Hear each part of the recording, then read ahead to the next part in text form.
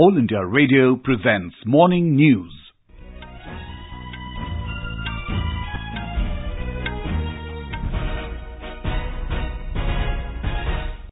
Good morning. I'm Sanjay Mattu. The headlines. External Affairs Minister Sushma Swaraj says peace and stability in Indian Ocean region is important priority for New Delhi. BJP chief ministers meet in New Delhi today to review the welfare schemes in the party-ruled states. A special court sentences two persons to life imprisonment and imposes heavy fine in the 2007 Lucknow court blasts case. Government announces regulations for safe commercial usage of drones. And in Asian Games, shuttler PV Sindhu to face world number 1 Tai Tzu Ying in women's singles final, compound men's and women's archery team to play against their Korean opponents for the gold.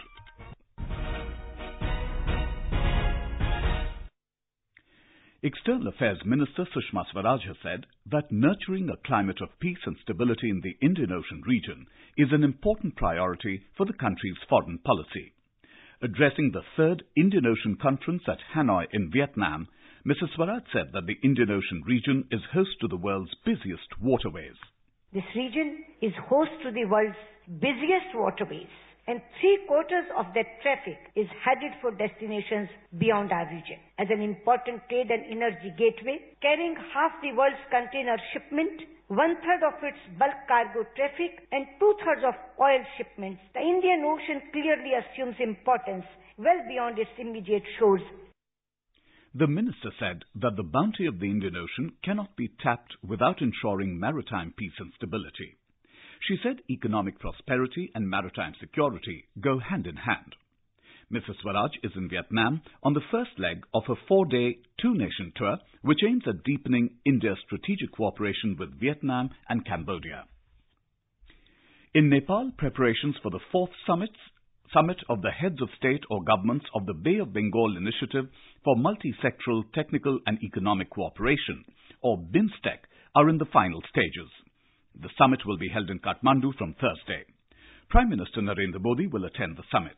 During the 2-day summit, leaders of member states will review progress achieved so far in the areas of cooperation and provide guidance to the future work of the BIMSTEC. Chief ministers of BJP-ruled states will meet in New Delhi today to review the welfare schemes in their states. Prime Minister Narendra Modi, BJP President Amit Shah, and 15 chief ministers of the party will attend the meeting at the party headquarters. We have a report from our correspondent. The agenda of good governance and running pro-poor policies has been the key feature of the Chief Ministers' meetings, which have been taking place regularly since Mr. Modi took as the Prime Minister in 2014. It is believed that the meeting will take stock of welfare works being carried out in the BJP-ruled states. BJP's Deputy Chief Ministers in different states will also attend the day-long meeting. With Divakar, Sheila, Air News, Delhi. The General Council of the DMK will meet in Chennai today. Working President of the party, M.K. Stalin, is set to be elected as President of the DMK. Another party leader, M. Durai Murugan, is expected to be made Treasurer, a post held by Stalin earlier. Elevation of Stalin and Durai Murugan has become a foregone conclusion after their names were proposed by all the 65 district secretaries. None other than the two have filed their nominations for the posts. Party General Secretary K. Anabaragan is slated to formally declare both of them elected unopposed at the General Council meeting. In Uttar Pradesh, a special court has sentenced two terrorists to life imprisonment and imposed a heavy fine on them in connection with the 2007 Lucknow court blasts case. Special Judge Babita Rani announced the quantum of punishment for Harkat al-Jihad al-Islami terrorists Tariq Kazmi and Muhammad Akhtar alias Tariq Hussain, and also imposed a fine of 6 lakh rupees each. Here's a report from our correspondent.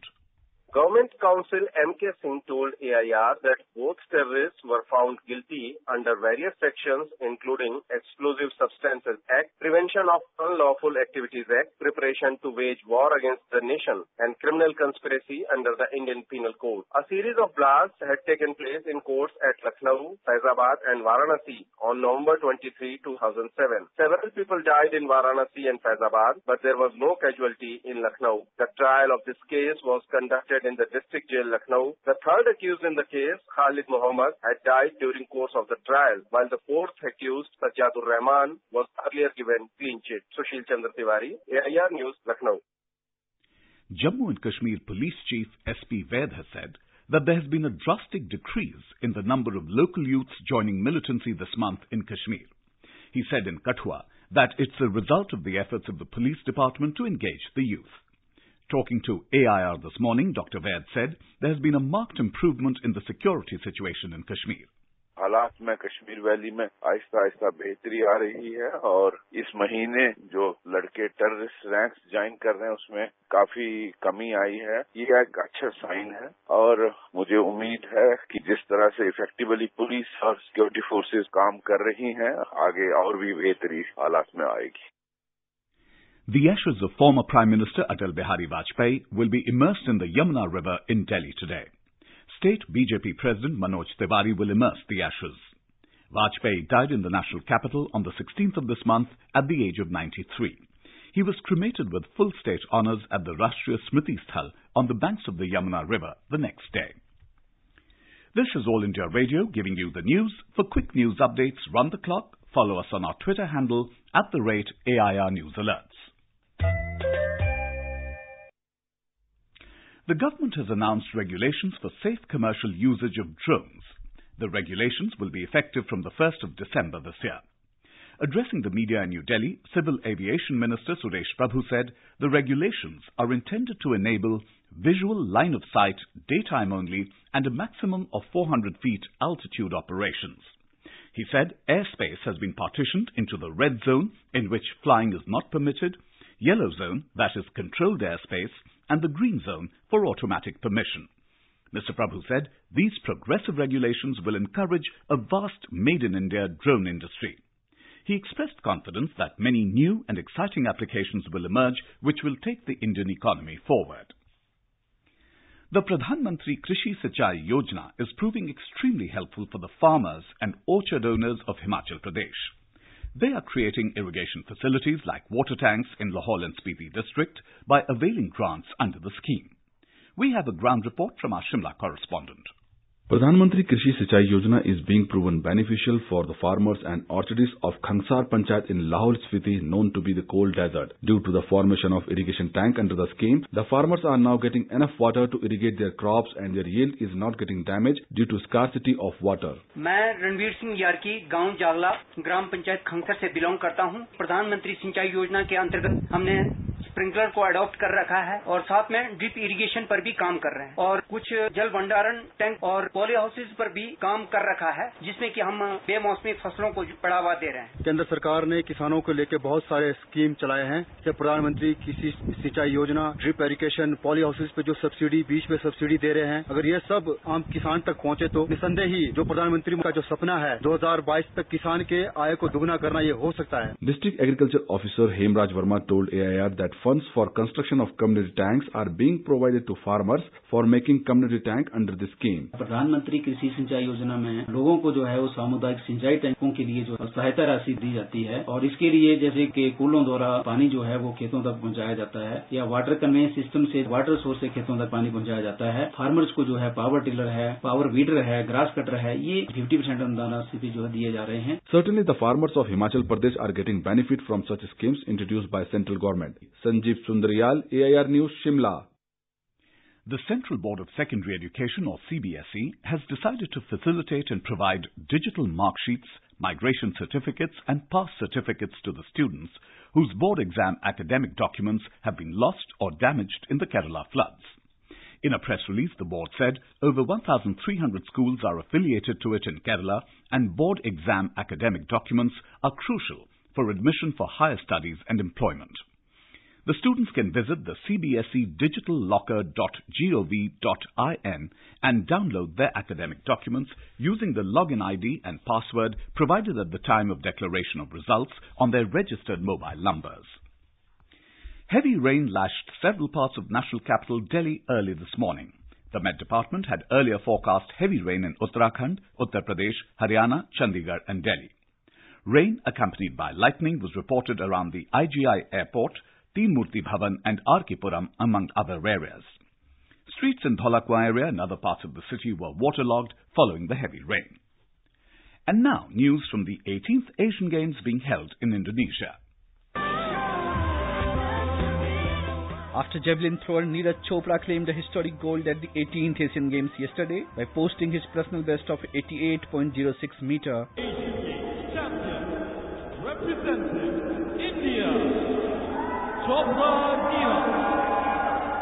Today, world number 3 PV Sindhu will look to add a 9th gold to India's kitty when she takes on world number 1 Chinese Taipei, Tai Tzu Ying in the women's singles final. Sindhu yesterday created history by becoming the first Indian woman to enter the final. There India's PV Sindhu has beaten the number 2 seed, Akane Yamaguchi. PV Sindhu will now be competing for gold at the Asian Games 2018. The first Indian to have made the final of the Asian Games. Athlete Hima Das and Duti Chand, who bagged silver on Sunday, will return to the track for women's 200-meter qualification. Indian athletes will also feature in women's heptathlon and finals of men's 800 meters, women's 5,000 meters and men's 4x400 meters relay competitions. In archery, the compound men's and women's team will also aim for gold in the final slated against their Korean opponents. In hockey, the Indian men's team will face Sri Lanka in Pool A match. The Indian men's table tennis team beat Japan 3-1 in the quarterfinals to assure the country its first ever medal in the history of the Games. Until last night, India did not have a single medal in table tennis, which was introduced in the game in 1958. India will now face South Korea in the semi-final today. India are currently 9th in the medals tally with 8 gold, 13 silver and 20 bronze. Rituraj, Sports Desk. World number 1 Simona Halep's US Open tennis campaign lasted an hour and 15 minutes as she became the first women's top seed in the Open era to lose in the first round of this championship. She fell to 44th ranked Kaya Kanepi 6-2, 6-4 in the tournament's first match in a newly renovated Louis Armstrong Stadium. And now, for a look at today's newspapers, it's over to Sarabjit Kaur. Thank you, Sanjay. The possible list of invitees for a lecture series organized by the RSS on the vision of India in the 21st century dominates front page headlines in most papers. The Pioneer writes, RSS to invite Rahul on Bharat Vision. 3-day lecture series to have all shades of opinion. Yechury too a likely invitee. The Times of India observes, outreach follows Gandhi likening it to Muslim Brotherhood. Most papers highlight Punjab Chief Minister Captain Amrinder Singh's comments on the Congress Party's role in the 1984 anti-Sikh riots. Highlighting the Chief Minister's assertion that the party as a whole was not connected with the riots, though a few individuals may have been, the Asian Age reports, Captain blames Sajjan, 3 other leaders. All the papers report that Major Lethul Gogoi, who had created a controversy by tying a Kashmiri civilian to the front of his jeep to protect his convoy from stone pelters, is likely to face action by the army. The Hindustan Times writes, Major Gogoi may face court-martial, action against army officer for fraternizing with local woman. Clashes in the Kashmir Valley over rumours of the scrapping of Article 35A, which bars people from outside the state from buying immovable property in the state, are widely covered in the press.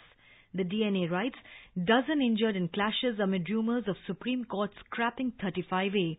The Asian Age states, markets shut, crowds take to streets, vehicles go off-road. The all-party meeting convened by the Election Commission gets wide traction in the press. The Hindustan Times reports, bring back ballot papers, opposition tells poll panel. The Indian Express notes, all parties barring BJP want election expenditure capped.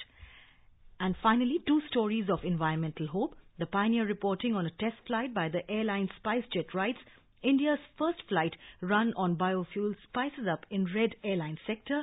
On Delhi's air quality, the Indian Express notes, dust PM 2.5, Delhi air best in 3 years, says Pollution Board. And with that, it's back to you, Sanjay. Thank you, Sarabjit. That was a look at today's newspapers. And now, before we end the bulletin, the headlines once again.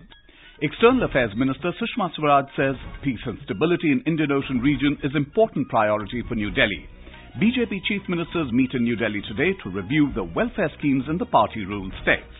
A special court sentences 2 persons to life imprisonment and imposes heavy fine in the 2007 Lucknow court blasts case. Government announces regulations for safe commercial usage of drones. And in Asian Games, shuttler PV Sindhu to face world number 1 Tai Tzu Ying in women's singles final. Compound men's and women's archery team to play against their Korean opponents for the gold. And with that, we end the morning news. Have a nice day.